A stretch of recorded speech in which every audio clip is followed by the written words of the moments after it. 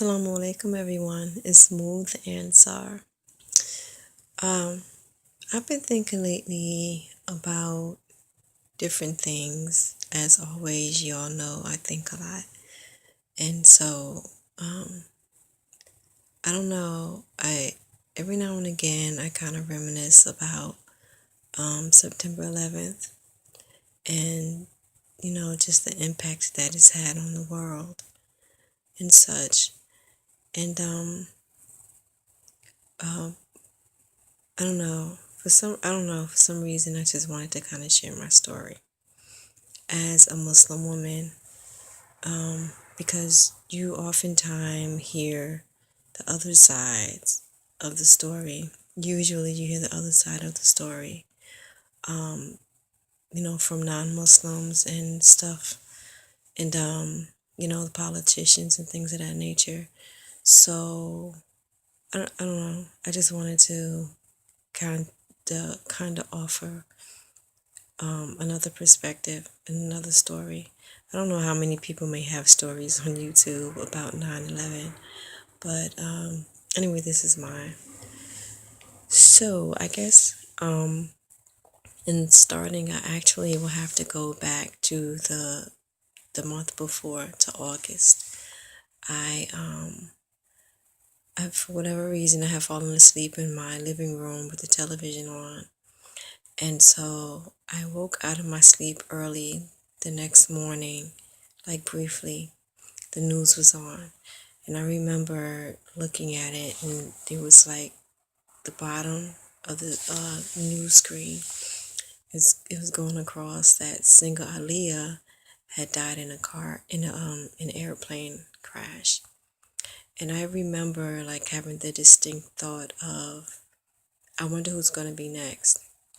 Because I believe then, and like my line of work has confirmed that death normally happens in threes, successive threes. So when that happened, I was kind of like, I wonder who's going to be next. I don't know, maybe that's a weird thought. Maybe some people think that's a weird thought to have, but I don't know, people I'm around have always been around. It's like, it makes total sense.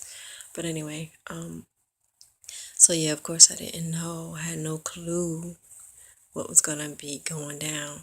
Cause airplane crashes, I didn't used to hear about them too often. So anyway, so flash forward to September 11th.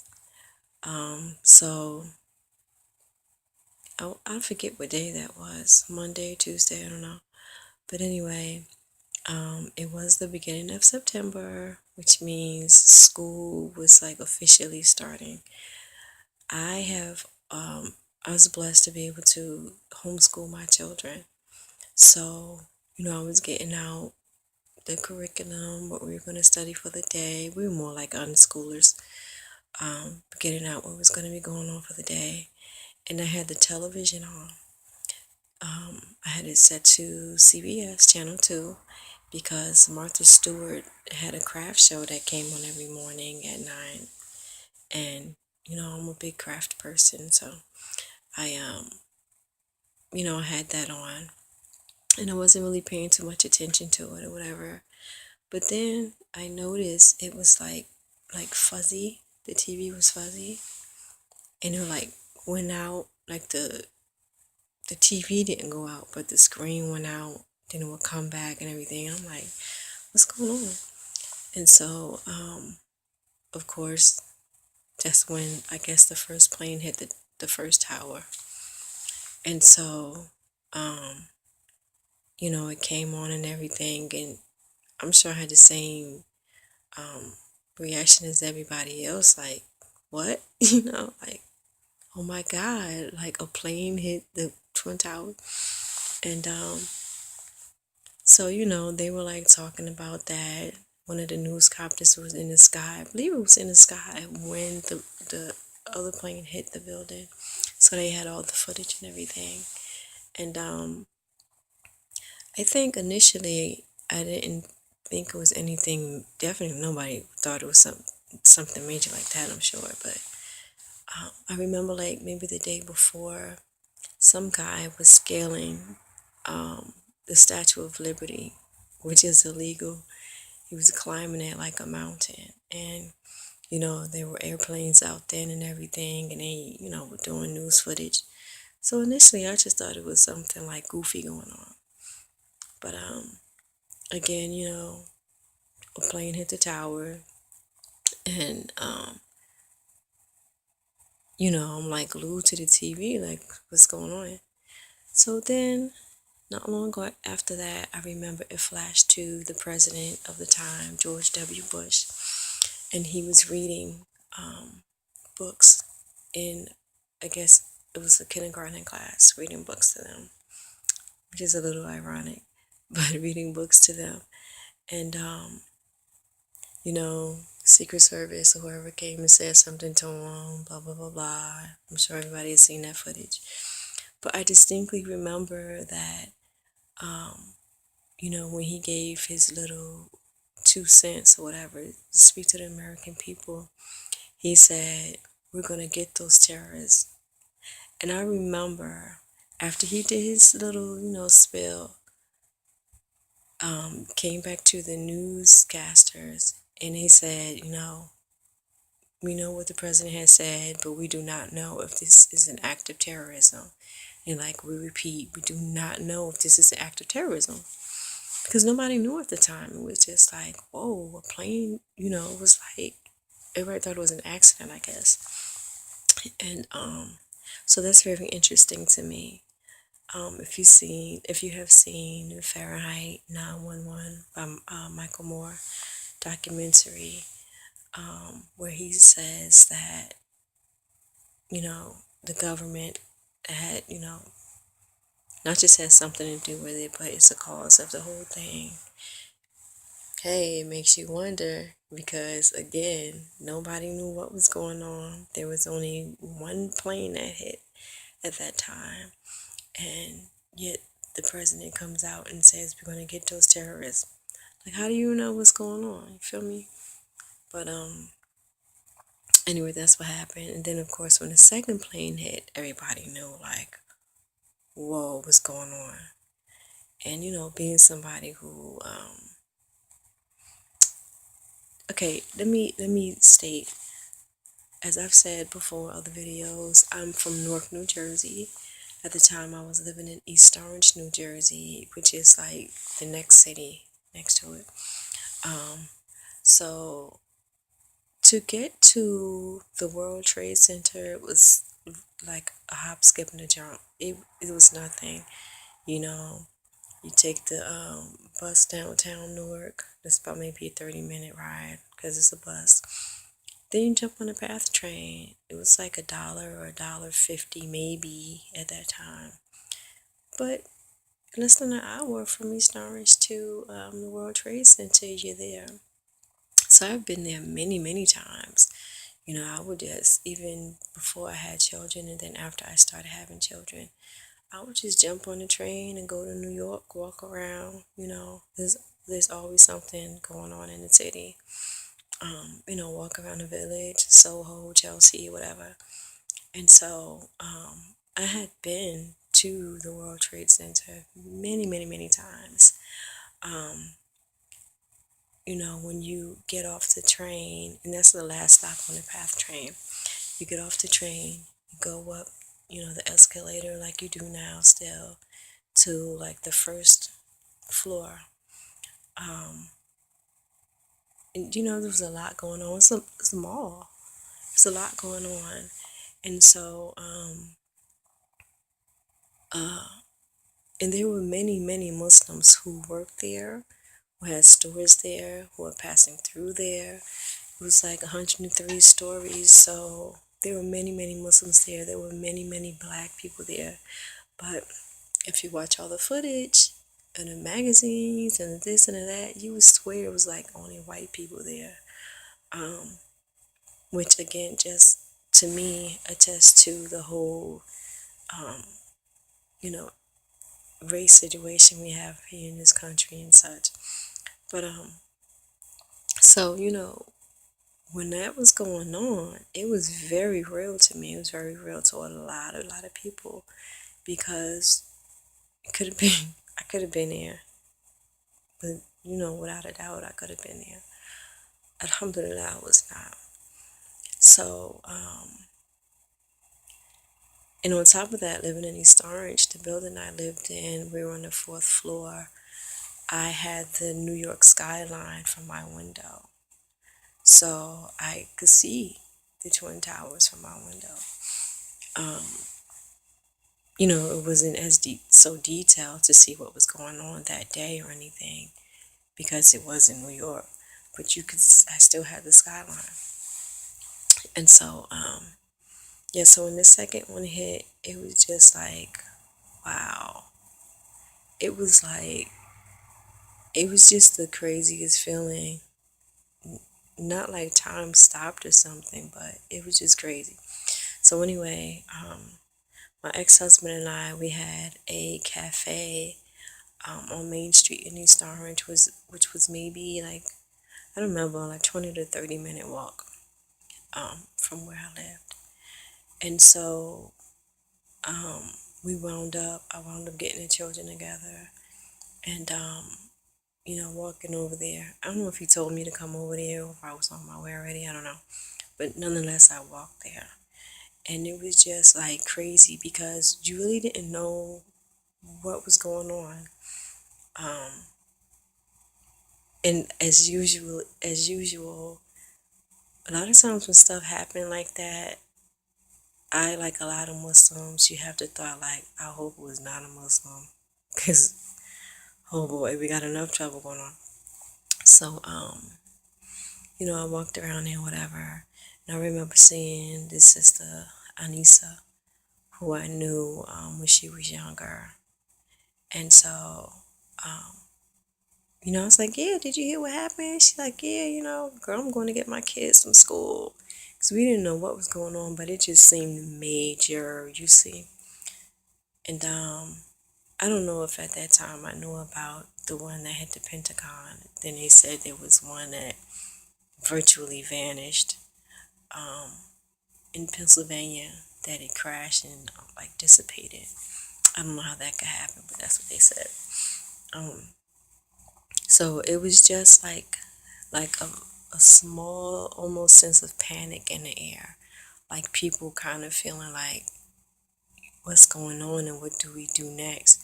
But we weren't told to like get in panic mode, so everybody was still kind of like semi-reserved. So then I remember, since a lot of stations, TV stations, radio stations, transmitted from the tower, from the Twin Towers. There was virtually no like public television. There were some cable stations, I think. Radio stations, you had to like really search the radio to find a station that you could, that was audible. So I remember we found one at the cafe, trying to, keep abreast of what was going on. And immediately they were saying the Palestinians did it.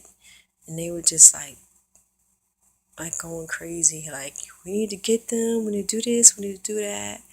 So I called my one of my friends, Pakistani friends, who has a health store right there in East Orange, in the area.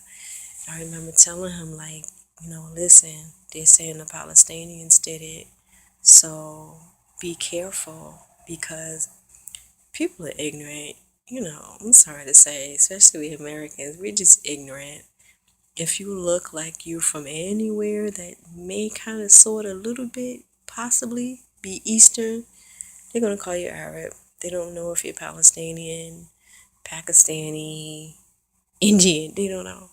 Which is why, like, so many Sikhs, the Sikhs were being attacked, and, things of that nature. Like, you could be a Mexican. In fact, my friend looks more Mexican to me than Pakistani. But, I mean, people were just being attacked. And so, that's what I remember of the day itself. I don't really remember much beyond that. Well, no, I do remember later that night, because I kind of felt like I'm not gonna be, I'm not gonna have fear. I needed to go to the store to get something, and so I went. And I remember it was just busy. Again, people, I guess that panic was starting to come in. And I walked across the street to this small, like mall, it has ShopRite and stuff like that, supermarket and stuff in it. And there was a dollar store, owned and operated by, again, some Muslims who, I think they were Pakistani too. But, and I remember shopping in there and they had the radio on. And so this radio station had people calling in, and it was just like murder was on the menu. People were calling in like, I'm joining the services, the army. We're gonna go over there. People were calling in. I remember this guy was like, we need to nuke them. I'm like, wow, it's a lynch mob. And so I went on back, and I went on back, and I don't really remember much beyond that. For that night, I do, however, remember. I remember people were just scared, and Muslim women were being attacked left and right. Um, I remember seeing people, sisters who like wore khimar, and they weren't wearing them anymore. I remember this Egyptian sister. She went to one of the colleges in Jersey City or something like that, which is quite close to World Trade Center.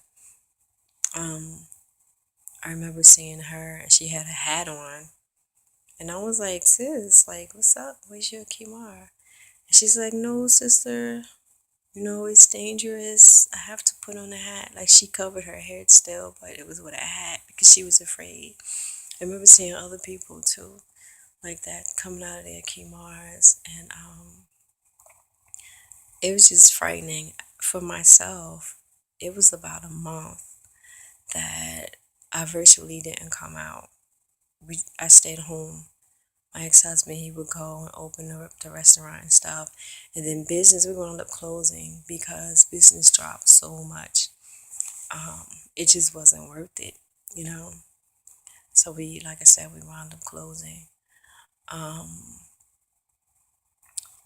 um, I don't, I don't know. I have to say too, I think sometimes I had a lot of resentment towards the Muslim men because I come from a place um, where Muslim men, they were strong when I was coming up. When I came up, Muslim men who were like, deaning or whatever, they were strong. They stood up for the community. They stood up for their women. There was no way, like, you wouldn't touch a Muslim woman. You wouldn't even you'd barely talk to a Muslim woman because you didn't want to um, be misinterpreted as being disrespectful or anything like that. And you didn't want a brother to come down on you, like, why are you being disrespectful to this sister?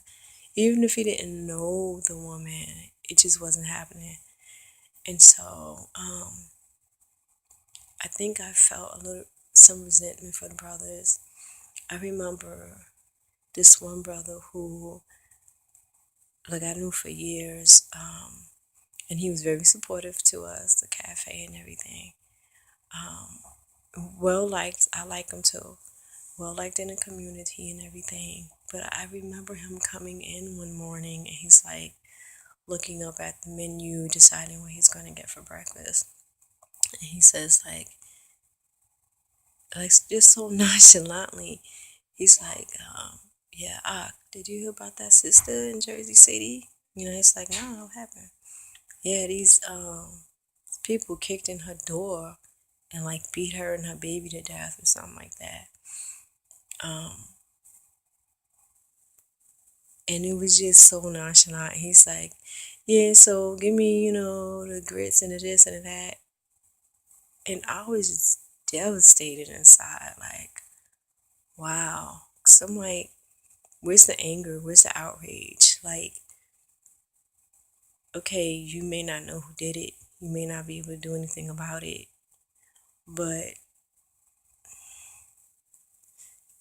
okay, this might be a little digression, I don't know. But it reminds me of in the movie Roots when Kizzy, she was like walking with her man, and then Massa came up and made her go in, in the shack with him to to have sex, and took her from the man, and her man, whatever his name was, he just he left, and she was just so devastated by that. And so when she saw him, she was like really angry and upset with him and crying.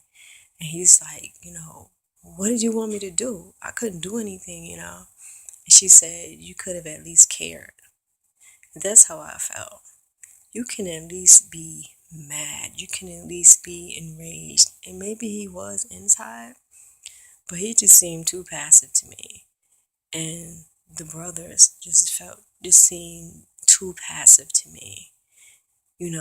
Most of the time you can't even tell a Muslim man, seriously. A lot of times these days you can't tell a Muslim woman, but you know, we're the ones, we put our heads on the chopping block every day that we go out, dressed in garb. Everybody know we're Muslim, that we're Muslim, and anything can happen to us out there in the streets. And so, to I just would have liked to have seen more solidarity with that. But anyway, so yeah, I remember for like an entire month from my fourth floor window, you could see where the tower stood. It was smoke for a whole month. It was like sizzling for a whole month. I was just like, that's amazing to me. Like, was it that hot? Or I don't know.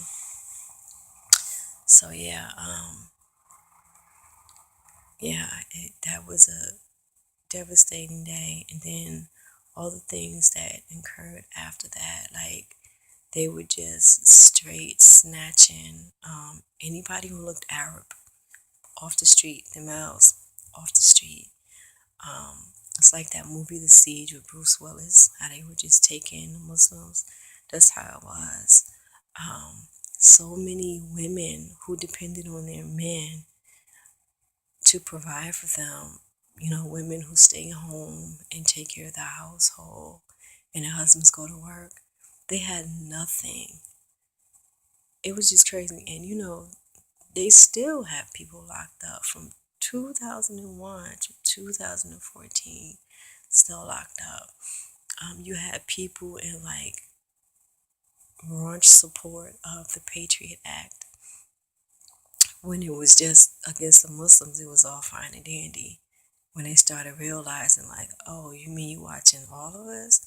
Then it became like, oh no, you can't do that. But in the beginning, everybody was like, handle the Muslims. And we still have issues like that we're trying to fight here in this country, or all around the world. But yeah, that day was really, really scary, and a rude awakening for a lot of people. And like even for us personally, because as I said, we had the cafe and we were closed on Mondays. And there was this Muslima who she wanted to feed the people, like not just Muslims, anybody in the community who was hungry. So we let her use the cafe on Monday because we were closed. So people would come in there, and like I said, they could eat. She was, would cook the food, give it to them for free. Nothing, didn't ask for anything. And 9/11 happened. Black people in the black community, I was just so mad because it's like we've always lived together. Black people, black is black. We lived together, Christians, Hebrew Israelites, Muslims, whoever, people who study ancient Kemet, all types of things. We always lived together, we're family. But when that happened, you saw black folk rocking like American flag bandanas and everything. And so this sister who would feed the people from our cafe, I remember she was telling me she's walking down the street and like some people were throwing stuff at her, calling her bitch. Excuse me, but that's what they said. Um, throwing things at her and stuff like that. And like I didn't get anything personally from like American black people, but I got like from immigrant people, like shade, like they were looking at me all funky, like seriously. Um, yeah. So those things were going on, and I don't know when I hear people. Um, and then another thing, and this is not to negate anyone's feelings anywhere in the country.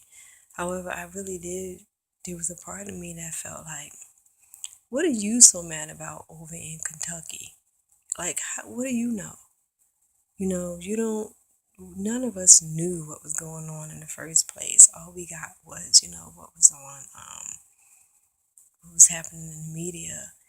And personally, I didn't then, and I still do not believe that Osama bin Laden had anything to do with it. Why? Simple. He never owned it.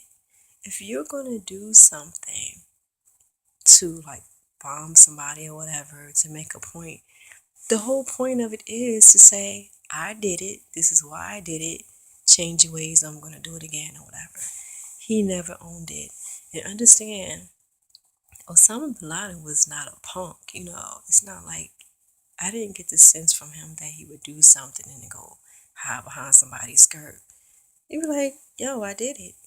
He never did that. And, over the past 13 years, whatever, I've seen like a lot of people, I've seen documentaries, read articles, things like that, which seem to back up my thought that it wasn't him. Whoever did it is evil as heck. I don't know. I can't even like, my brain can't really wrap around like what type of person, what type of spirit would do such a thing. But I mean, it takes all types to make the world go around, I guess. Um, but yeah, that's what happened, and we are still living with the effects of it on many levels. Um, I always kind of felt, I don't know, maybe nervous may be like a, too intense a word, but like going over to the city and stuff, you have to go underground or the tunnel on the train. And I always just kind of felt like, what if something happened right now? And in fact, that may be the biggest thing that bothered me was that people got trapped underground when all that happened. That thought is devastating to me because I rode the train so many times and had that thought in my mind, like, what if something happened? Believing in the last day and that these are the last days. You know, the destruction that's going to take place here and stuff like that. So when I realized that people were trapped down there, yeah, Allah, that's devastating to me. Then you had people jumping out of windows and stuff. You had people, I don't know, just being in the area, having walked around, Pearl Street, Wall Street, all that kind of thing, knowing the area, having been there, it's just devastating to me. Um, and to know that we're still trying to deal with that aftermath is bothersome. Um, but yeah, so that's my story. Um, that's my story. Assalamu alaikum.